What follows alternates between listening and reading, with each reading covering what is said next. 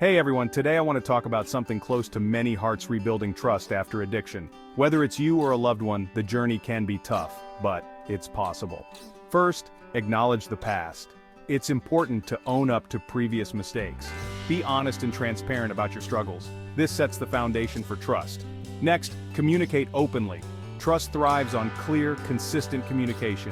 Share your feelings and fears with one another. Listen actively. Remember, it's a two-way street. Then, show consistent actions. Words are powerful, but actions speak louder.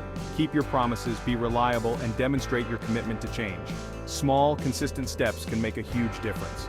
Support and patience are crucial. Healing takes time. Be patient with yourself and your loved ones. Celebrate the small victories along the way. Seek professional help if needed.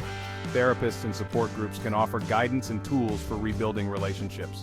Never be afraid to ask for help. Lastly, practice self-care. Taking care of your own well-being is essential. You can't pour from an empty cup. Prioritize your mental and physical health to be the best support for your loved ones. Remember, rebuilding trust is a journey. It's about progress, not perfection. With dedication and love, it's possible to mend and strengthen relationships.